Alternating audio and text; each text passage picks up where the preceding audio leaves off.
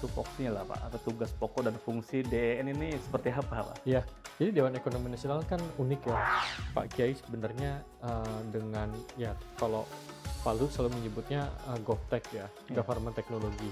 Mungkin kalau kita, bahasakan dalam bahasa Indonesia itu adalah sistem pemerintahan berbasis elektronik. Coba menyusun bagaimana ada portal pelayanan publik gitu ya, untuk itu gitu. Jadi nanti nggak perlu datang ke kelurahan, yang Dan lain-lain. itu nanti di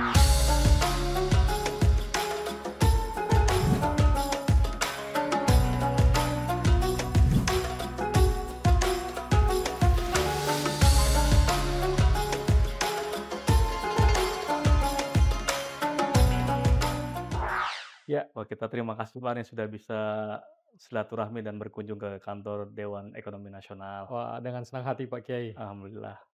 Ini Pak, alhamdulillah kita dalam rangka Ramadan tentunya, Ya, mudah-mudahan Bapak tetap semangat nih puasanya Pak.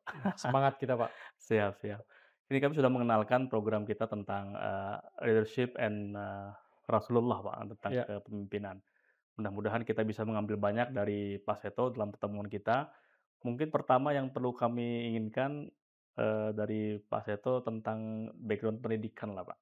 Cerita dulu deh tentang karir, kemudian juga, sampai mendapat kepercayaan dari Pak Presiden tentunya, Pak Prabowo Subianto untuk duduk sebagai anggota di Dewan Ekonomi Nasional. Wah, ya. Terima kasih Pak Kiai.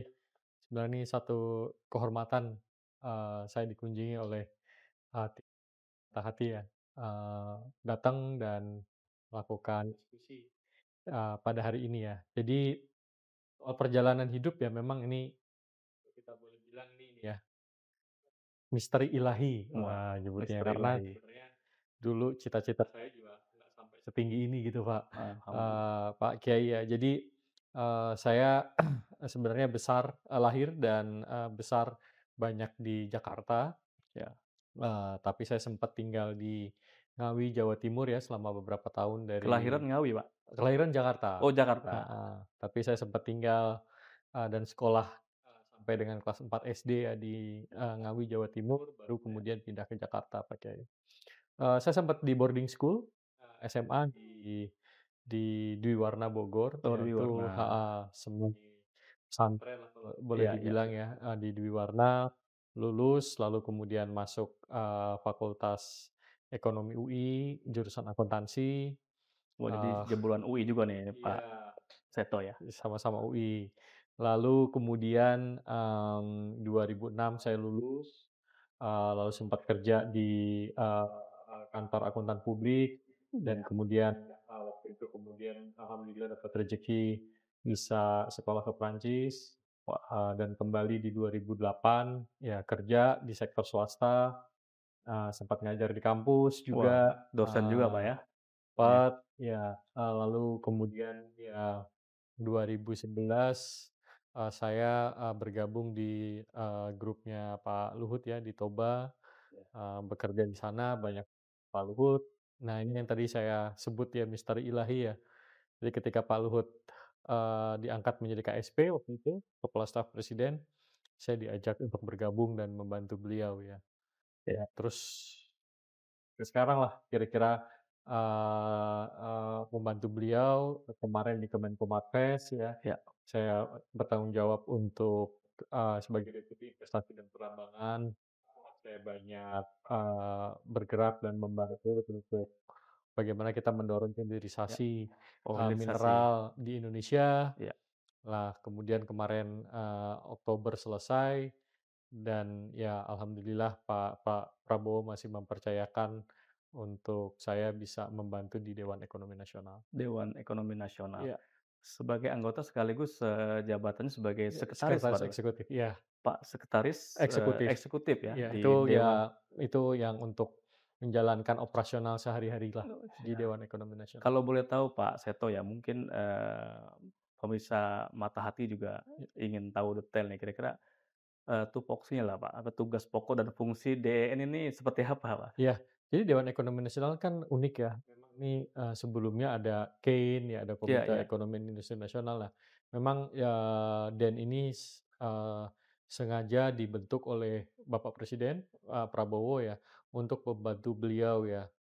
dalam memberikan saran dan rekomendasi terkait dengan strategi kebijakan ekonomi, program-program ekonomi prioritasnya beliau, sekaligus saran dan, rekomendasi untuk bagaimana pengawasan dan implementasi dari program-program prioritas beliau itu dijalankan ya. Iya, Jadi memang lebih sebagai economic think tank-nya dari, Bapak Presiden ya. Tentu saja juga kalau Bapak Presiden ada pemikiran-pemikiran apa, beliau biasanya juga memberikan arahan kepada kami untuk melakukan pendalaman ataupun studi lebih lanjut. Jadi itu tugas utamanya Den, Pak Kiai ya. ya jadi, hubungannya dengan lembaga-lembaga lain seperti kementerian-kementerian terkait itu seperti apa, Pak, nih badannya nih? Iya, kalau dari Dewan Ekonomi Nasional terus terang memang, di dalam peraturan presiden ya terkait pembentukan Dewan Ekonomi Nasional kami memang ya tugasnya sangat spesifik ya tadi, melayani tadi kebutuhan dan kepentingan Bapak Presiden terkait dengan jalannya, kebijakan-kebijakan ekonomi, dari beliau ya, Ya, terutama yang prioritas.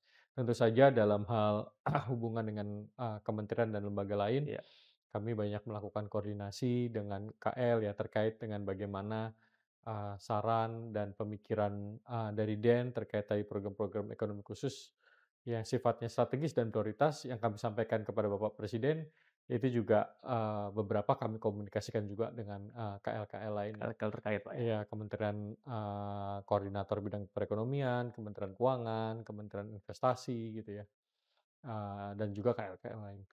Ini Pak Seto nih kan, seorang public speaker yang luar biasa juga nih, para pemirsa ya. Jadi beliau itu juga terkenal sekali dalam, storyteller lah, bagaimana menjual Indonesia di luar untuk tarik investasi.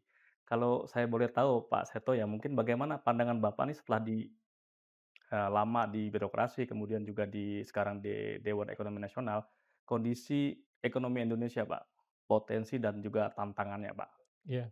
Saya kira kalau kita lihat apa yang ingin, visi dan misi dari Bapak Presiden terkait dengan ekonomi Indonesia, kita lihat Bapak Presiden itu sangat fokus sekali terhadap pengembangan sumber daya manusia. SDM, Iya, ini saya kira adalah satu hal yang, sangat positif karena kalau kita lihat ya, biasanya, investasi di sektor sumber daya manusia itu adalah investasi yang sifatnya jangka panjang. ya, Jadi, ya kita mungkin baru ngelihat hasilnya 10, 15 tahun ke depan gitu. tidak bisa langsung. Tidak bisa langsung Iya, gitu ya betul. hasilnya ininya ya, nah kalau kita lihat dari sisi seperti itu sebenarnya bagi seorang politikus, Mhm, investasi di SDM tuh sesuatu yang nggak seksi. betul. Kenapa? Karena ya dia nggak akan melihat di Nggak dalam akan terms nggak ininya cepet, dia ya, iya, tapi saya kira, Pak Prabowo sangat visioner ya untuk melihat ke depan bahwa ini memang sesuatu yang dibutuhkan oleh Indonesia ke depannya. Bagaimana kita bisa menghasilkan SDM yang berkualitas, betul terutama kan sekarang dengan eranya AI, betul, robotik segala macam ya, ini kan landscape pekerjaan ke depan itu bisa berubah ya, signifikan gitu ya. Ada jenis-jenis pekerjaan yang akan hilang, ya, ada jenis-jenis pekerjaan baru yang muncul betul, gitu. Nah, jadi saya kira ini adalah satu hal yang penting dan ini kemudian kenapa Pak Prabowo juga mengalokasikan anggaran yang cukup, signifikan ya untuk pendidikan, kesehatan, ya termasuk tadi makan bergizi gratis iya, gitu ya, terus sekolah unggul Garuda gitu ya, iya, program-program beasiswa ke luar negeri yang memang berfokus kepada sains dan teknologi gitu ya. Saya kira ini adalah satu hal yang sangat positif dan, dibutuhkan ya, oleh Indonesia ke depannya. Memang di sisi lain, saya kira, ada tantangan-tantangan ya yang dihadapi oleh ekonomi kita saat ini ya. Yang kalau kita lihat, sebenarnya pelemahan daya beli, iya, terutama di masyarakat kelas menengah itu kan, betul, kita lihat cukup cukup terjadi ya, sampai kemudian ya Bapak Presiden, sangat, bijak sekali ya kemarin dalam kasus PPN beliau juga hanya iya, menaikkan ini untuk yang barang-barang mewah saja. barang mewah, iya, Ya, yang non mewah tidak gitu iya, ya. Jadi saya kira ini adalah salah satu, kebijakan keberpihakan beliau ya, betul, untuk melindungi tadi masyarakat yang, kelas menengah. Di sisi lain beliau juga memberikan insentif, tadi listrik, iya, diskon listrik gitu ya, itu kan juga sangat menyasar, masyarakat yang kelas menengah. Lalu kemudian ada bantuan pangan tambahan gitu ya. Jadi saya kira, dengan tantangan yang dihadapi ya Bapak Presiden mengeluarkan beberapa kebijakan-kebijakan yang mhm, saya kira juga, signifikan ya untuk membantu tadi daya beli terutama masyarakat menengah ke bawah. betul, Hal yang kedua adalah saya kira juga efisiensi anggaran ya, Ya, yang dilakukan oleh beliau. Perlu dicatat ini sebenarnya bukan hanya fenomena di Indonesia, ya, di Amerika pun juga sama. terjadi, Ya, di Amerika juga terjadi. Ini kita lihat ya kemarin, misalnya kami juga baru kembali dari Amerika akhir Januari ya, ya, kita juga lihat fenomenanya di sana pemerintahnya juga ingin melakukan efisiensi efisiensi ya, anggaran gitu betul. ya. Jadi, saya kira apa yang, Pak Prabowo lakukan, Pak Presiden lakukan adalah bagaimana tadi pos-pos anggaran yang tidak efisien ini Ya, direalokasikan kepada anggaran-anggaran yang lebih lebih efisien. Tentunya memang di awal ada kekurangan di sana sini, tapi saya kira beliau juga cepat sekali ya, merespon ya terhadap tanggapan dari masyarakat kan. iya, Ada, kemarin berita terkait dengan pemutusan tenaga kontrak segala macam, betul, kan beliau juga langsung memberikan instruksi merespon. bahwa ini tidak boleh Ya, pemotongan anggaran itu terkena untuk yang hal-hal yang seperti seperti itu. ini gitu. Kalau kami melihat ya saya sendiri juga melihat selama, kemarin di Kemenko ya, Ya, kita juga melihat memang ya anggaran-anggaran perjalanan dinas, rapat ya, gitu ya, termasuk yang dipangkas, Pak, ya? iya saya kira itu juga adalah yang bisa diefisienkan ya. Iya, Jadi saya kira ini juga satu langkah yang positif. Saya kira ini akan baik ya ke depannya dalam jangka menengah ya, Pak Kiai, karena tadi kita basically akan merealokasikan tadi anggaran-anggaran yang tadinya tidak produktif iya, gitu ya, atau yang tidak efisien iya, kepada sektor-sektor yang tadi menjadi prioritas, prioritas. dari Bapak Kalau Presiden. tidak salah tuh sampai 10% Pak ya, arti pemangkasan Ya efisiensi itu sekitar ya, 300 300 triliun ya, triliun ya. heeh. Dan itu, antara lain juga untuk yang program, nasional ya, untuk Iya makan bergizi gratis iya tadi itu ya. iya iya Dan itu juga menyangkut kepada, yang dirasakan langsung oleh masyarakat iya bawah tuh, iya masuk teman-teman, yang di pesantren gitu iya kan, dan juga iya sekolah-sekolah dasar.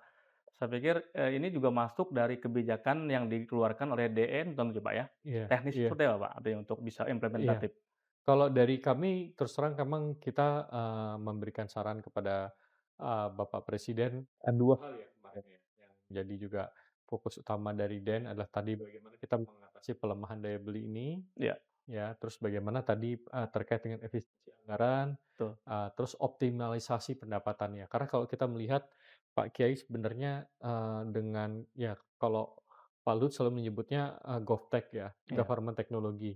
Mungkin kalau kita, bahasakan dalam bahasa Indonesia itu adalah sistem pemerintahan berbasis elektronik gitu ya. digital Pak. Iya, Iya, digital gitu. Jadi, ada banyak efisiensi yang bisa kita iya, lakukan dengan membangun sistem, digital ini. Kita udah lihat misalnya dari sisi pendapatan negara untuk batu bara, royaltinya, itu iya. segala macam kita udah pakai sistem digital, sehingga tadi ya, kepatuhannya tuh jadi lebih tinggi. Termasuk pajaknya Pak ya? Ini baru Oh royalti, baru heeh. royaltinya? Nah, Ya. pajaknya kan memang, ini kita yang akan mau dorong pakai Cortex, tapi kemarin kan masih ada kendala, Iya, jadi ditunda. Saya kira ini nanti, ke depan bisa ya ke ya, depan ini bisa diperbaiki, diperbaiki secara ya. positif ini bisa diperbaiki. Tadi selama ya kita memang, kerja keras ya untuk hal itu. Jadi dari sisi pendapatan kita bisa optimalkan, dari sisi belanja negara, kita bisa lihat misalnya tadi dengan e-katalog gitu ya. Iya, Itu e-katalog, bisa singkat sistem pengadaan gitu, kita betul. tinggal klik, itu kan seperti kayak Dan Tokopedia akuntabilitas publik juga udah bisa kelihatan, kelihatan. heeh. Itu kan seperti kayak Tokopedia dan Shopee tapi Iya. untuk pengadaan pemerintah gitu ya. Oh ya, luar biasa. Iya dan yang kedua yang kita juga, sedang, dorong itu adalah bagaimana, digitalisasi bansos gitu ya. Digitalisasi bansos, Bansos, heeh. Jadi kita mulai dari penerimanya. Bagaimana penerima bansos ini adalah memang orang-orang yang benar-benar berhak, menerima dan berhak untuk bansos. Karena betul. bisa aja Pak Kiai misalnya hari ini gitu ya, memang saya penerima bansos karena saya tidak mampu gitu kan. Iya ya, Tapi sebulan lagi misalnya kalau saya tiba-tiba dapat kerjaan, naik kelas, heeh, gaji 10 juta segala macam gitu kan, ya harusnya nggak perlu nggak lagi nggak ada dapat list lagi bansos, tuh, ya, heeh. Nah, bagaimana kemudian sistemnya itu bisa di-upgrade, otomatis gitu otomatis ya, Pak, heeh. heeh. Jadi kalau dia memang nanti sudah pendapatannya bagus, eee eee eee, gajinya oke, Iya, ya udah bansosnya kita alihkan untuk orang lain yang membutuhkan iya gitu. iya, Nah, jadi, mekanisme ini yang tadi apa ya, kita bilang mungkin kurasinya ya, orang-orang yang akurasinya, benar-benar betul menerima betul. bansos itu bisa lebih, otomatis ya Iya. prosesnya, sehingga tadi, ini lebih tepat sasaran, lebih akurat Berarti gitu. selama ini masih manual Pak? Ya sebenarnya, sifatnya updating datanya itu manual. manual ya updating-nya, Heeh, ya. iya. Ini kan yang kemarin Bapak Presiden juga memerintahkan kepada, jajaran menterinya, bagaimana kita mensinkronkan terkait dengan data penerima bansos ini. Karena data orang miskin itu rupanya ada di Bappenas, ada Terpencar di di Kementerian mana-mana, ya. Sosial gitu ya, ada di Kemenko PMK dulu. Nah ini kemarin, kami juga sudah dilaporkan dari BPS ya, Ya. mereka sudah selesai mensinkronkan data ini, termasuk juga mengetahui jumlah penduduk pastinya di Oh, Indonesia. wow, Itu great. terutama kita ada sekitar 283 juta penduduk Iya di iya, luar Indonesia ya. biasa. Itu kalau nggak salah per, akhir Januari kemarin gitu angkanya. 2025 ini ya? Heeh, per akhir Januari gitu, 283 juta 83.000.000. gitu, heeh. Jadi dari situ kita bisa membentuk, oh ini database orang-orang yang memang berhak untuk, eee eee, Yang menerima menerima bantuan bansos sosial. gitu ya, Dan heeh. itu yang membuat sistemnya itu orang kita ya, Pak? Artinya Orang kita teknik orang kita semua. tenaga-tenaga Indonesia Iya memang luar iya, biasa ya orang talentanya ya? kita orang kita. Jadi saya kira gitu, kalau kita perbaiki ini ya, jadi, tadi sistem pemerintahan berbasis digital tuh kalau kita visikan ya Pak, Ya, itu sebenarnya, ada 4 pilar. 4 Jadi pilar. pilar pertama adalah tadi terkait dengan pendapatan negara, Iya pilar kedua adalah terkait dengan belanjanya gitu, iya. bagaimana kita mengoptimalkan pendapatan Expenditure-nya ya? heeh, optimalkan pendapatan, mengefisienkan belanja Ya, gitu ya. Yang ketiga adalah bagaimana kita bisa memberikan pelayanan publik kepada masyarakat lebih baik, lebih dari baik. lahir sampai kemudian meninggal. Itu kan siklusnya panjang kan, Iya lahir iya berarti ada iya. akte kelahiran gitu ya, Betul terus betul. kemudian KTP KTP, gitu ya ya kan, ya kartu keluarga, ya. SIM, paspor gitu Sampai kan. kartu meninggal. Sampai meninggal, kartu meninggal gitu kan. Nah Iya iya. itu, kita udah coba menyusun bagaimana ada portal pelayanan publik gitu ya, untuk itu gitu. Jadi nanti nggak perlu datang ke lurahan, yang Dan lain-lain. itu nanti diplot di satu kementerian atau apa, Pak, Itu bentuknya nanti nanti? ada sistemnya Sistemnya, sendiri yang nanti mungkin, ada di-maintain oleh satu kementerian satu gitu ya. kementerian ya? Tapi nanti ini mengintegrasikan data dari Semuanya? semua kementerian yang lain Bisa dipakai gitu. semua sektor ya, Iya Pak? iya. Lalu itu tadi ketiga, yang keempat adalah bagaimana pelayanan untuk perizinan berusaha, gitu kan. Wah, Jadi 4 pilar ini Pak Kiai. perizinan Jadi usaha itu maksudnya untuk, luar atau orang luar, Indonesia dalam termasuk ini juga orang-orang yang domestik mau juga? berusaha di Indonesia, Ya, baik itu domestik ataupun luar negeri, kita bikin sistemnya supaya tadi efisien. Kita luar udah biasa. mulai, dari zamannya Presiden Jokowi ada yang namanya OSS, Iya iya, OSS. kita akan sempurnakan lagi di sini gitu ya, supaya tadi pelayanannya itu lebih lebih mudah dan lebih gampang. Gini, Pak, jadi sekarang ini kan, problem kita juga tidak lepas daripada kondisi global ya, Pak. Mhm mhm, Ini kita baru dengar, speech-nya dari Presiden Trump nih, mmm, "We want to make a strong, American dollars." mhm Otomatis kan kebijakan ini kan nanti dia menaikkan suku bunga, kemudian juga menghijrahkan dolar ke negara mereka. mhm Ini kan dampaknya secara tidak langsung juga akan mendepresiasi nilai mata uang lain-lainnya, termasuk mungkin rupiah, Pak. mhm Di satu sisi juga sektor usaha ini kan juga akan kesulitan nih, Pak, untuk mhm bisa katakan pinjaman akan lebih tinggi dan sebagainya. Pertanyaannya, Pak, ini di DEN kira-kira mensinergikan kebijakan moneter dan fiskal di tengah ketidakpastian global dan juga stabilitas ekonomi seperti apa, Pak? iya. Saya kira ini pertanyaan yang sangat menarik Pak Kiai, dan ini saya kira pertanyaan yang harus dijawab oleh berbagai negara di dunia kecuali Dunia. Amerika Serikat, gitu ya. Karena memang dari kebijakan Trump ini, ya ini istilahnya membuat apa ya, Syok, syoklah ya ya, banyak negara. Tapi, terus terang kita, semenjak kembali kemarin dari Amerika, kan kita kemarin akhir Januari dari sana untuk apa ya, mendapatkan sense dan feeling ya itu gitu, penting. bagaimana nanti arah kebijakannya, Betul Presiden Trump. Memang yang jelas mereka pengen ekonomi Amerika itu menjadi kuat, betul, ya mereka setuju. ingin mengurangi defisit, Ya, neraca perdagangan betul, mereka gitu iya, ya. Saya kira ini adalah ya kalau buat kami ngelihat itu suatu hal yang wajar gitu. wajar, ya, Kalau kita negara yang punya defisit yang gede banget juga pasti akan kayaknya juga evaluasi, heeh, agak deg-degan juga ya, gitu ya. Walaupun kalau dalam teori ekonomi ini sesuatu yang bisa diperdebatkan, Pak. betul, Intinya kan kita mau kondisi ekonomi dalam negeri kita sehat dan kuat ya, gitu ya.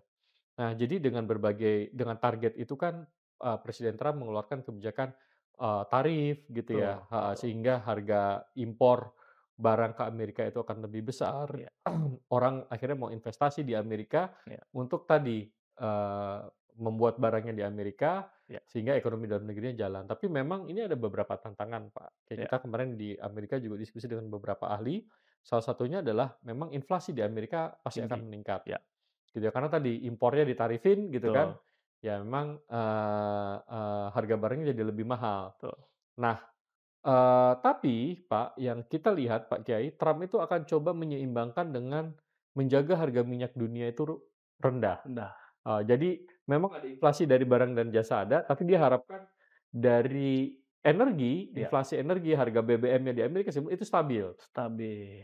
Jadi dia akhirnya meng-offset gitu. Walaupun ini sesuatu yang tidak mudah Iya, gitu, iya, iya. mengendalikan harga minyak dunia itu kan Bukan ada pekerjaan yang banyak, mudah, ya. iya, ada banyak variabel. Tapi kalau kita lihat historisnya dari periode pemerintahan Trump yang pertama, memang harga minyaknya ya rata-rata di bawah $70.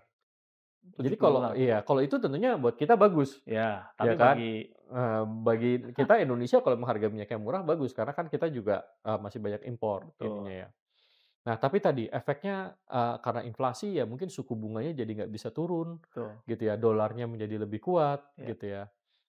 Dan tadi ya beberapa negara kalau saya lihat seperti Tiongkok gitu ya, ya. nanti negara-negara yang kena tarif lain, mereka akan mendepresiasikan mata uangnya Sampai untuk ya, mengimbangi tarif, betul, gitu. Jadi betul. kan kalau misalnya dikenain tarif 10%, kan Heeh, harga barangnya jadi lebih mahal 10%. betul. Tapi kalau misalnya kurs, yuan ke rupiah ke US dollarnya juga dilemahkan Ya, 10%, ya, ini efek tarifnya iya, lebih. akan offset gitu. Jadi, ya bisa efek tarifnya bisa nggak berpengaruh Ya, gitu ya, ya. Nah, jadi fenomena depresiasi mata uang negara-negara berkembang terutama, Pak Kiai, ini adalah sesuatu yang tidak bisa dihindari. dihindari. Makanya saya kira yang penting dan pertama, kita tidak perlu panik, Siap. heeh. Dan saya kira Pak Presiden Prabowo, kemarin juga mengumumkan kebijakan devisa hasil ekspor ya. Nah, ini dia. Nah, ini juga sangat bagus kita melihat kenapa, Mungkin karena lebih berarti dieksplorasi, Pak. Ini devisa mhm. hasil ekspor ini apa nih? Barang apa Iya, ini, iya. Pak? Jadi kan sebenarnya, kalau kita kan,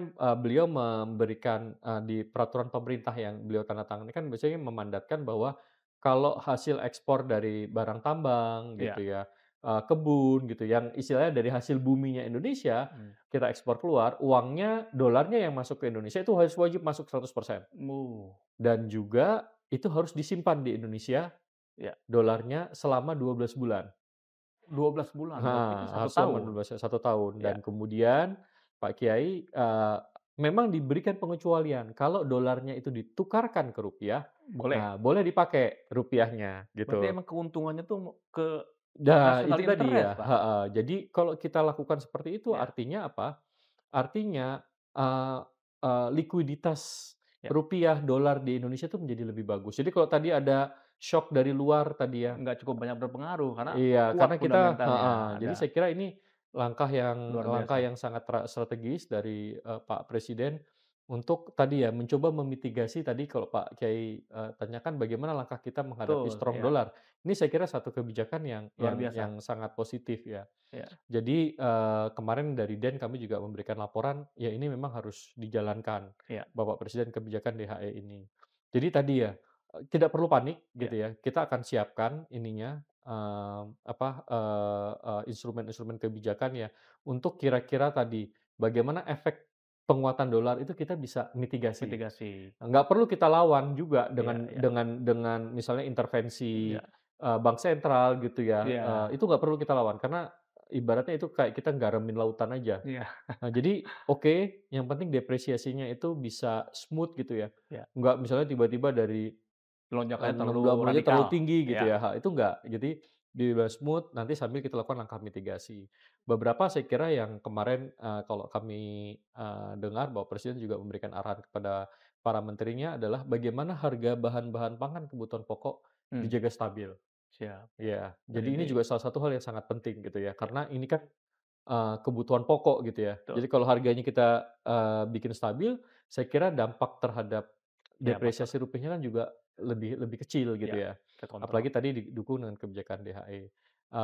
Yang, berikutnya yang kita lihat adalah, tadi ya, efisiensi-efisiensi anggaran yang dilakukan oleh beliau, itu kan jelas, oh ini untuk makan bergizi gratis gitu, Iya, ini untuk program A, program B iya. gitu ya.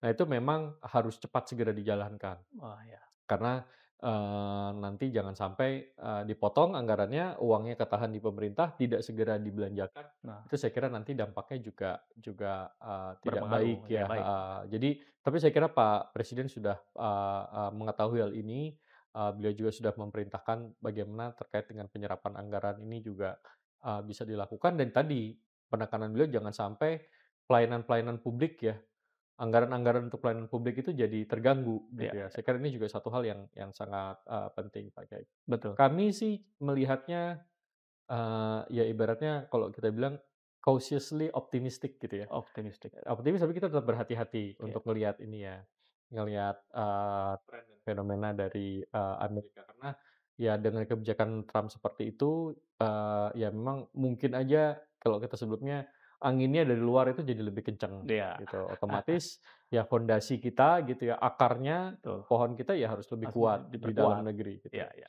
Jadi, kita melihat ini, satu hal yang perlu diwaspadai, iya, perlu diantisipasi, tapi, kami dari DEN juga sudah memberikan rekomendasi beberapa hal yang yang harus dilakukan memang oleh pemerintah. heeh, bisa dilakukan oleh pemerintah untuk memitigasi dampak nanti Iya dari kebijakannya Trump. Banyak kisah bermula di sini, dari mengisi energi hingga mengistirahatkan diri, dari kekilafan hingga ke arah perbaikan. Terima kasih telah mengawal, terima kasih telah mengingatkan. Ini tanda kasih yang menghidupkan Pertamina, karena Pertamina ada untuk kita. Di Ramadan ini, dengan kerendahan hati, ayo kita jalan lagi.